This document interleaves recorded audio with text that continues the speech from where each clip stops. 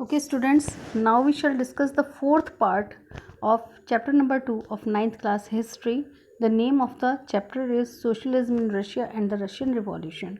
Here we are discussing the fourth part of the chapter. The name of the fourth part of the chapter is What Changed After October. अक्टूबर के बाद क्या परिवर्तन हुआ, क्या क्या परिवर्तन आए. In the previous video we have discussed about October Revolution, about February Revolution. Now we shall discuss what are the changes that occur after October Revolution. The Bolsheviks were totally opposed to private property. Bolsheviks पूरी तरह से विरोध में थे private property के. Most industry and banks were nationalized in November 1917. ज़्यादातर जितनी भी बैंक्स थी या फिर इंडस्ट्रीज़ थी उनको नेशनलाइज कर दिया गया. कब नेशनलाइज किया गया स्टूडेंट्स? इन 1917 नवंबर 1917 में बैंक्स और इंडस्ट्रीज़ को नेशनलाइज कर दिया गया. This meant the government took over ownership and management, जिसका सीधे सीधे मतलब ये था कि गवर्नमेंट ने जो ओनरशिप है और मैनेजमेंट है उसको अपने कंट्रोल में ले लिया था. Land was declared social property, land को सामाजिक संपत्ति डिक्लेयर कर दिया गया. And peasants were allowed to seize the land of the nobility, और पीजेंट्स को ये परमिशन दे दी गई कि वो नोबल वर्ग के लोगों की लैंड को अपने कब्जे में ले सकते हैं. इन सिटीज़ में Bolsheviks enforce the partition of large houses. Cities में बोल्शेविक्स ने क्या किया? Wait a minute students. Yes, in cities Bolsheviks enforce the partition of large houses. शहरों में बोल्शेविक्स ने बड़े बड़े घरों में जो पार्टीशन था उस पर बल दिया. अकॉर्डिंग टू फैमिली रिक्वायरमेंट, यानी परिवार की ज़रूरत के हिसाब से. They banned the use of the old titles of aristocracy. Aristocracy का टाइटल यूज़ करने वाले लोगों के लिए उन्होंने बैन कर दिया. To assert the change, to make the change लाने के लिए new uniforms were designed for the army and officials. Army और ऑफिसर्स के लिए नई नई यूनिफॉर्म्स डिज़ाइन की गई. Following a clothing competition organised in 1918, और ऐसा लगने लगा था कि क्लोथिंग कंपटीशन शुरू हो गया था, संगठित हो चुका था 1918 में. व्हेन द सोवियत हैज़, जब सोवियत की जो हेड थी उन्होंने एक हेड, यानी जिसको कि क्या नाम बोला गया? What is that? बुडियोनोवका, जो कि हेड को बोला गया. जब सोवियट्स ने ये हेड चूज़ की तो कहीं ना कहीं एक बहुत बड़ा कंपटीशन देखने को मिला.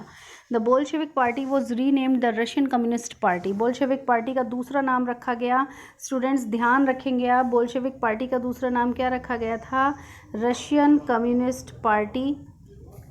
इसलिए आप कह सकते हैं कि रशियन कम्युनिस्ट पार्टी भी क्या थी? बोल्शेविक पार्टी ही थी. इन नवंबर 1917 में the Bolsheviks conducted the elections to the constituent assembly. Bolsheviks ने कॉन्स्टिट्यूएंट असेंबली में इलेक्शंस कंडक्ट कराए. But they failed to gain majority support, लेकिन उस वक्त इन्हें मेजॉरिटी सपोर्ट नहीं मिल पाया. इन जनवरी 1918, इसलिए जनवरी 1918 में the assembly rejected Bolshevik measures. Assembly ने बोल्शेविक के तौर तरीकों को रिजेक्ट कर दिया. And Lenin dismiss the assembly, और व्लादिमीर लेनिन ने असेंबली को डिसमिस कर दिया. ही thought The All Russian Congress of Soviets was more democratic than an assembly elected in uncertain conditions. उनका ऐसा सोचना था कि All Russian Congress of Soviets ज़्यादा डेमोक्रेटिक है देन एन असेंबली, उस असेंबली से जो कि यहाँ पर अनिश्चित स्थितियों में इलेक्ट हुई है. इन मार्च 1918 में despite opposition by the political allies, बहुत सारे जो राजनीतिक पार्टीज़ थी जिनके साथ एलाइज किया था, संधि की थी, उनके विरोध के बावजूद मार्च 1918, कब स्टूडेंट्स? मार्च 1918 में पॉलिटिकल एलाइज के अपोजिशन के बावजूद the Bolsheviks made peace with Germany. Bolsheviks ने शांति स्थापित कर ली जर्मनी के साथ एट ब्रेस्ट लिटोव्स्क. कहाँ पर? ब्रेस्ट लिटोव्स्क में. In the years that followed, आने वाले सालों में the Bolsheviks became the only party to participate in the elections. अब बोल्शेविक पार्टी केवल एकमात्र पार्टी रह गई इलेक्शन में पार्टिसिपेट करने के लिए. To the All Russian Congress of Soviets के इलेक्शन में, which became the parliament of the country, जो कि देश की क्या बन गई? पार्लियामेंट बन गई. Students, Russia became a one party state. Russia one party state बन गया. ट्रेड यूनियंस वर कैप्ट अंडर पार्टी कंट्रोल. जितने भी संगठन थे, ट्रेड यूनियंस थी, वो सब पार्टी के अंतर निर्देशन में या पार्टी के नियंत्रण में थी. The secret police called the Cheka first, ये आपको याद रखना है. जो एक सीक्रेट पुलिस थी जिसको कि क्या बोला गया, Cheka first and later OGPU and NKVD punish those. ये जो सीक्रेट पुलिस थी जिसको कि बाद में OGPU एंड NKVD, इन्होंने ये उन लोगों को पनिश करते थे हु क्रिटिसाइज द बोल्शेविक्स, जो कि बोल्शेविक्स को क्रिटिसाइज करते थे। Many young writers and artist rally to the party, बहुत सारे यंग राइटर्स, लेखक और आर्टिस्ट पार्टी में की रैली में गए, because it stood for socialism, क्योंकि ये किस लिए खड़ी थी, समाजवाद के लिए और साथ के साथ सोसाइटी में चेंज लाने के लिए। आफ्टर अक्टूबर 1970 के बाद this led to experiments in the arts and architecture, जिसकी वजह से बहुत सारे आविष्कार हुए कला के क्षेत्र में और आर्किटेक्चर के क्षेत्र में। बट मैनी बिकेम डिसइल्यूजन्ड, बहुत सारे लोगों का भ्रम टूट गया, because of the censorship the party encourage, क्योंकि पार्टी ने सेंसरशिप को प्रोत्साहित किया। Now students, the civil war, we will discuss about the civil war. When the Bolsheviks ordered land redistribution, जब बोल्शेविक्स ने लैंड के रीडिस्ट्रीब्यूशन के लिए आदेश दिया, the Russian army begin to break up, तो रशियन आर्मी ने टूटना शुरू कर दिया, यानी बिखरना शुरू कर दिया। सोल्जर्स मोस्टली पीजेंट्स, जो सिपाही थे उनमें से ज़्यादातर जो थे वो किसान थे, विश्ड टू गो होम, वो अपने घर वापस जाना चाहते थे, for the redistribution and deserted, कि जिससे कि लैंड का रीडिस्ट्रीब्यूशन होना था, वो उन जगहों पर अपने घर जाना चाहते थे। अब लैंड रीडिस्ट्रीब्यूट हो रही थी तो डेफिनेट है कि जो बैरन लैंड थी या फिर जो फर्टाइल लैंड थी उसको लेके भी क्लैश होना था। Non Bolshevik socialist, non Bolshevik समाजवादी, लिबरल्स और सपोर्टर्स ऑफ ऑटोक्रेसी, जो कि ऑटोक्रेसी को सपोर्ट करते थे, कंडेम्ड द बोल्शेविक अपराइजिंग, उन्होंने बोल्शेविक का इतना बढ़ना, उनकी इतनी प्रसिद्धि का तिरस्कार किया। Their leaders moved to south Russia, उनके लीडर्स साउथ रशिया की तरफ गए, एंड ऑर्गेनाइज ट्रूप्स, सिपाहियों को संगठित किया, टू फाइट द बोल्शेविक्स, की वो बोल्शेविक्स से लड़ाई करें।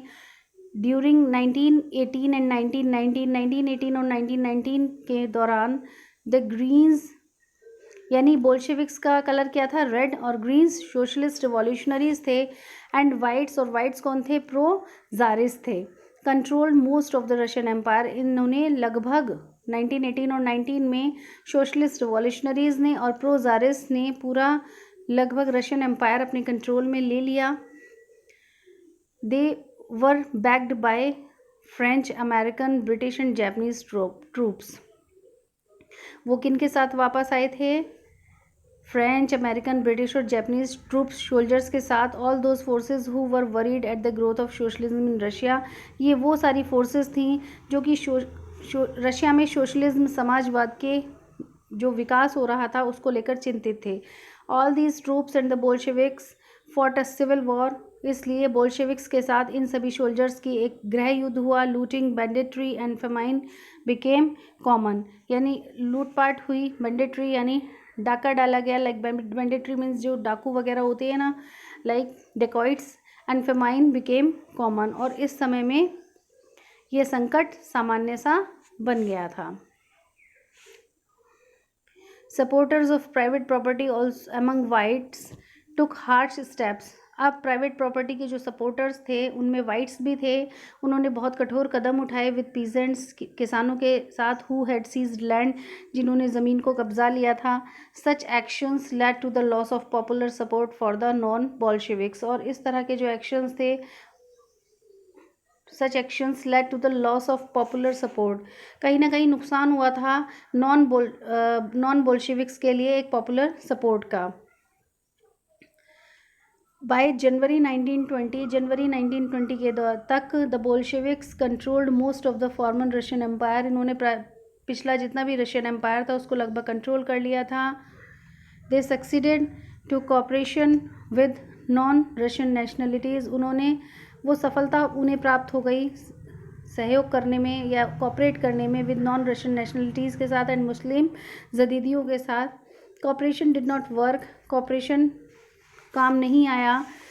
Where Russian colonists themselves turned Bolshevik, जहाँ पर रशियन कॉलोनिस्ट ने अपने आप को खुद को क्या बना लिया, बोल्शेविक्स बना लिया। In Khiva in Central Asia, Khiva Central Asia में बोल्शेविक कॉलोनिस्ट बोल्शेविक कॉलोनिस्ट जितने भी थे ब्रूटली मैसेकर्ड लोकल नेशनलिस्ट, उन्होंने बहुत बुरी तरीके से वहाँ के लोकल नेशनलिस्ट्स को मार दिया in the name of defending socialism. किस नाम पर मार दिया? कि वो लोग समाजवाद की रक्षा कर रहे हैं।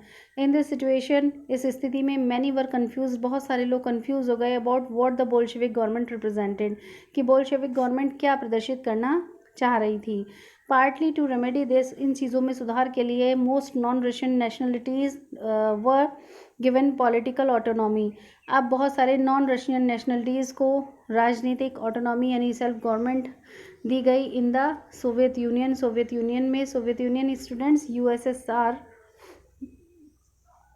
ओके, यूएसएसआर क्या है students? Union of Soviet Socialist Republic. What is the full form of USSR?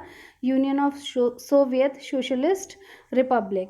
तो Soviet Union, USSR, the state the Bolsheviks created from the Russian Empire, वो स्टेट जो कि बोल्शेविक्स ने बनाया था रशियन एम्पायर से in December 1922। But since this was combined with unpopular policies, लेकिन उसके बाद से ये कंबाइंड हो गया बहुत सारी अनपॉपुलर पॉलिसीज़, अप्रसिद्ध नीतियों के माध्यम से, that the Bolsheviks force the local governments to follow, जिनके माध्यम से बोल्शेविक्स लोकल गवर्नमेंट को मानने के लिए, जो नीतियां मानने के लिए फोर्स करते थे। Like the harsh discouragement of nomadism, कहीं ना कहीं नोमेडिज्म यानी नोमेडिक्स जो घुमंतु जो चरवाहे होते हैं, यानी नोमेडिज्म के लिए भी बहुत हार्श डिस्करेजमेंट था। उन लोगों को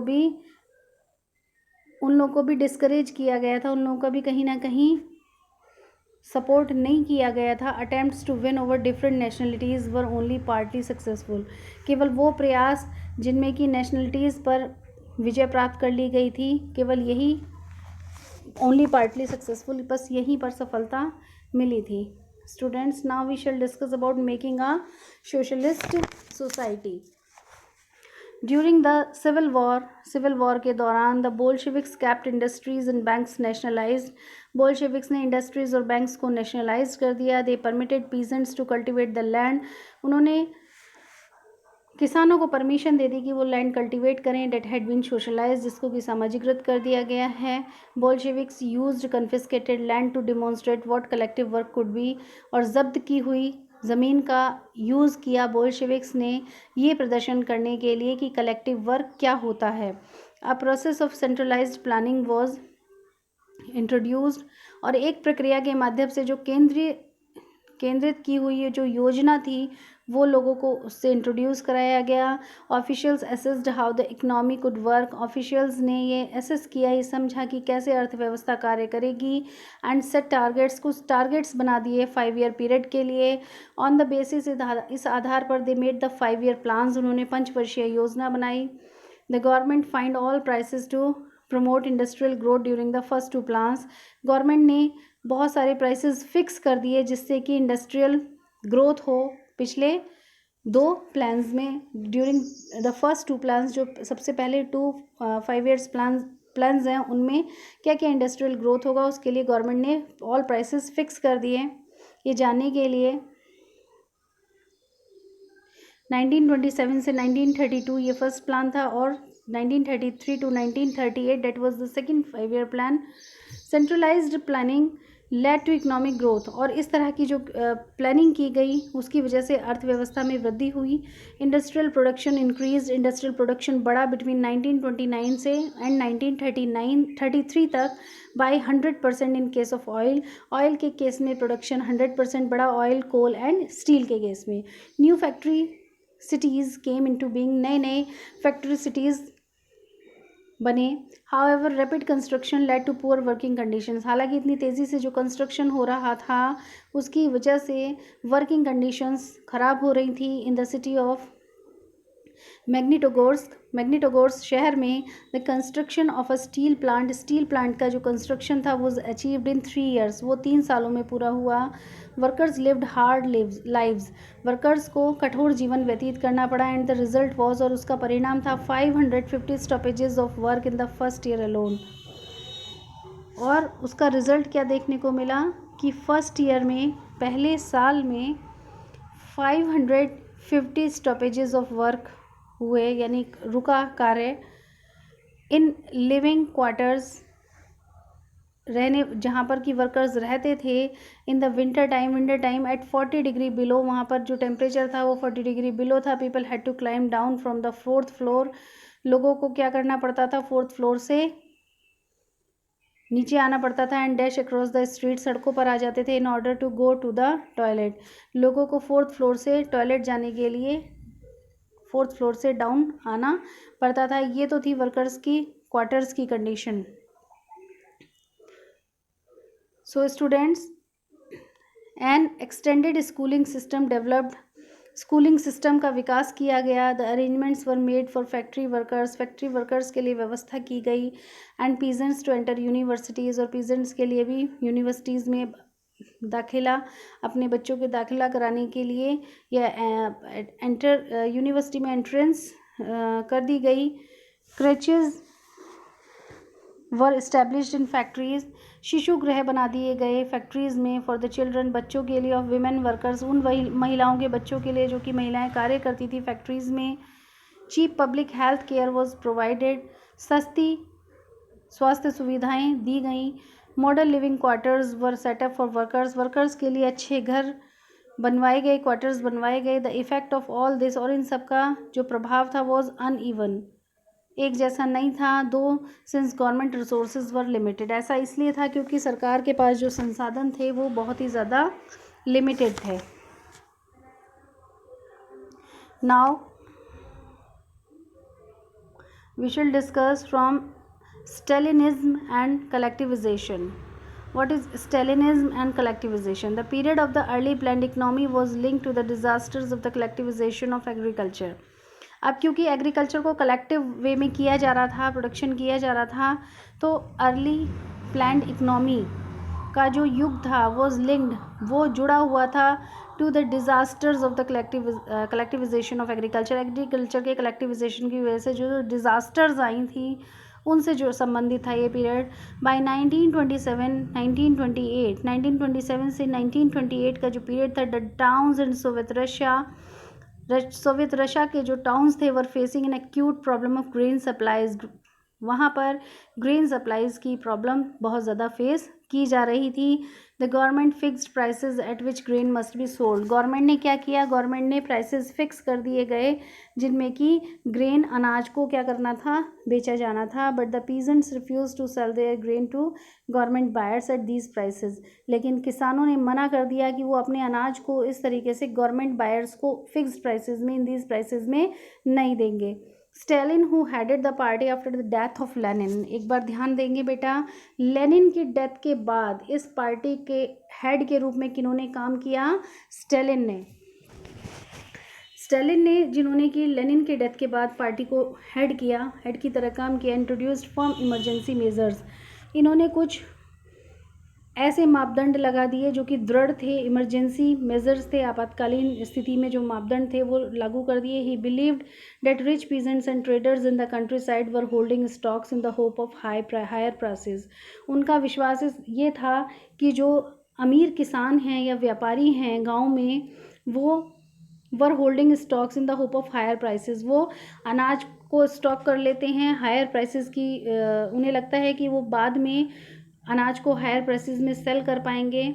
speculation had to be stopped and supplies confiscated, और इस तरह की स्टूडेंट्स जो उन्होंने गैस किया था, है ना, ये जो गैस किया था उसको रोकना था, मतलब उन्हें लग रहा था कि अनाज को जो स्टोर किया जा रहा है उन सारी चीज़ों को रोकना था, और इसलिए और उन्हें लग रहा था कि सप्लाईज को उन्हें क्या करना पड़ेगा, जब्त करना पड़ेगा, कन्फिस्केट करना पड़ेगा। इन 1928, इसलिए 1928 में party members toward the grain producing areas, party members उन एरियाज़ में गए जहाँ पर कि अनाज का उत्पादन होता था। सुपरवाइजिंग एनफोर्स्ड ग्रेन कलेक्टर्स, और पूरा उन्होंने निरीक्षण किया, ग्रेन कलेक्टर्स पर ध्यान दिया। एंड रीडिंग कुलक्स, और जगह जगह पर छापे मारे कुलक्स के यहाँ the name for well to do peasants, जो अच्छे किसान हुआ करते थे, समृद्ध होते थे, उनको कुलक्स कहा जाता था। एज शॉर्टेजेस कंटिन्यूड, जैसे जैसे शॉर्टेजेस दिख रही थी, the decision was taken to collectivise farms. तो ये डिसीजन लिया गया कि जितने भी फार्म्स हैं उनको कलेक्टिवाइज कर दिया जाए। It was argued that grain shortages were partly due to the small size of holdings. इस बात पर भी डिबेट की गई, डिस्कशन किया गया कि ग्रेन की जो कमी है, अनाज की जो कमी है, were partly due to the small size of holdings. वो इस वजह से है क्योंकि लोग अपना अपना थोड़ा थोड़ा लैंड एरिया कल्टिवेट करते हैं और उस अनाज को अपने पास सुरक्षित रखते हैं। आफ्टर 1917 के बाद land had been given over to peasants. Land किनको दे दी गई? पीजेंट्स को दे दी गई। The small size peasants farms could not be modernise. छोटी छोटी लैंड वाले जो किसान थे उनके फार्म्स को आधुनिकीकरण में नहीं कन्वर्ट किया गया, आधुनिक नहीं किया गया। टू डेवलप मॉडर्न फार्म्स, आधुनिक फार्म्स को विकास के लिए and run them along industrial lines, और उन्हें इंडस्ट्रियलाइजेशन के लिए चलाने के लिए विद मशीनरी का यूज़ करके it was necessary to eliminate kulaks. ये बहुत ज़्यादा ज़रूरी हो गया कि कुलक्स को हटा दिया जाए। Take away land from peasants, किसानों से उनकी लैंड ले ली जाए। And establish state controlled large farms, और उन जगहों पर स्टेट के नियंत्रण में बड़े बड़े फार्म्स स्थापित कर दिए जाएं। What followed was Stalin's collectivisation programme. उसके बाद क्या हुआ? जब स्टालिन ने अपना कलेक्टिविजेशन प्रोग्राम चलाया, लैंड को कलेक्ट यानी लैंड को अलग अलग पार्ट्स में कल्टिवेट ना कराकर लैंड को कलेक्टिवाइज कर दिया गया। फ्रॉम 1929 से the party forced all peasants to cultivate in collective farms. 1929 से पार्टी ने सभी किसानों को फोर्स किया कि वो कल्टिवेट करें कलेक्टिव फार्म्स को, जिसको कि कोलखोज कहा गया। The bulk of land and implements were transfer to the ownership of collective farms. Land जो कि बल्क होता है बेटे थोक में ना, जो लैंड थी, इतने बड़े लैंड एरिया था कलेक्टिवाइज करने के बाद, एंड इम्प्लीमेंट्स वर ट्रांसफर्ड, सारे इम्प्लीमेंट्स ट्रांसफर्ड कर दिए गए कहाँ पर? To the ownership of the collective farms, collective farms के ओनरशिप में, यानी वहाँ पर वो सेवाएं सारी दे दी गई। Peasants worked on the land, peasants land पर काम करते थे। And the kolkhoz profit was shared, और कोलखोज का प्रॉफिट शेयर कर लिया जाता था। एंड रेज पीजेंट्स नाराज, पीजेंट्स रेजिस्टेड द ऑथोरिटीज़, उन्होंने इस बात पर रोक लगाने के लिए अधिकारियों के सामने इस बात का विरोध किया। And destroyed their livestock, और उन्होंने गुस्से में अपनी ही लाइव स्टॉक को डिस्ट्रॉय कर दिया। बिटवीन 1929 एंड 1931, 1929 और 1931 के मध्य है the number of cattle fell by 1/3। Cattle की संख्या लगभग 1/3 कम हो गई। Those who resisted collectivisation were severely punished, वो लोग जो कि रोक लगा रहे थे कलेक्टिविजेशन पर, उनको पनिश कर दिया गया। Were severely punished. Many were deported and exiled, बहुत सारे लोगों को forcibly, deported means forcibly removed from one's own country, किसी के खुद के देश से हटा दिया जाए, that is deported.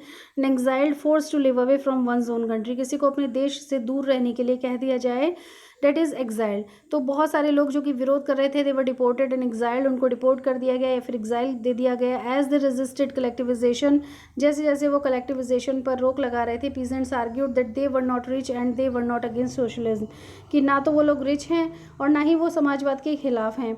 They merely did not want to work in collective farms, बस वो इतना चाहते हैं कि वो कलेक्टिव फार्म्स में बहुत सारे कारणों की वजह से एक साथ काम नहीं करना चाहते। Stalin's government allowed some independent cultivation, Stalin की गवर्नमेंट ने कुछ लोगों को इंडिपेंडेंट कल्टीवेशन की परमिशन दे दी, but treated such cultivators unsympathetically, लेकिन इस तरह के कल्टीवेटर्स जो कि अपनी इंडिपेंडेंट कल्टीवेशन कर रहे थे उनके साथ सहानुभूति नहीं रखी गई। In spite of collectivisation production did not increase immediately, collectivisation programme चलाने के बाद भी प्रोडक्शन बहुत तेज़ी से नहीं बढ़ा। In fact the bad harvest of 1930 से 1933 के मध्य जो बुरी फसल हुई थी led to one of the most devastating famine, जिसकी वजह से बहुत ज़्यादा भयानक सूखा परिस्थिति आ गई थी। इन सोवियत हिस्ट्री, सोवियत के इतिहास में when over 4 million people died, जब 4 मिलियन पीपल की डेथ हो गई थी। Many within the party में रहते हुए बहुत सारे लोगों ने criticise the confusion in industrial production, इन्होंने इस कन्फ्यूज़न की आलोचना करी जो कि इंडस्ट्री प्रोडक्शन में देखा गया अंडर द प्लान्ड इकनॉमी, जो प्लान्ड अर्थव्यवस्था, ऐसी अर्थव्यवस्था जिसमें कि योजना बनाई गई थी। एंड द कंसिक्वेंसेज ऑफ कलेक्टिविजेशन, और कलेक्टिविजेशन की वजह से जो जो परिस्थितियाँ सामने आईं। स्टेलिन एंड हिज सिंपैथाइजर्स, स्टेलिन और उनसे सहानुभूति रखने वाले, चार्ज दिस क्रिटिक्स, उन्होंने इन आलोचकों को चार्ज किया विद कॉन्स्पिरेसी, षड्यंत्र रचने वाले लोग कहा, एटलीस्ट उनको पनिश किया अगेंस्ट सोशलिज्म, समाजवाद के खिलाफ कॉन्स्पिरेसी बनाने की वजह से। Accusations were made throughout the country and by 1939 over 2 million were in prison, और इस तरह के जो आरोप थे वो लगातार पूरे देश में देखे गए, कौन कौन लोग इनके खिलाफ थे, और 1939 तक लगभग 2 million were in prisons, 2 million people jail में थे और लेबर कैंप्स में थे। Most were innocent of the crimes, और बहुत से तो ऐसे थे जिन्होंने कोई भी अपराध नहीं किया था, but no one spoke for them, लेकिन उनसे किसी ने भी नहीं पूछा। A large number were force to make false confessions, बहुत सारे लोगों से तो रॉन्ग कन्फेशंस दिलाए गए, अंडर टॉर्चर, उनको टॉर्चर किया गया, and were executed several among them were talented professionals, और उन लोगों को मार दिया गया जिनमें से कि बहुत सारे तो बहुत ज़्यादा स्किल्ड पर्सन्स थे, टैलेंटेड प्रोफेशनल्स थे। Okay students, wait for the next video. In the next video we will discuss about the global influence of the Russian Revolution.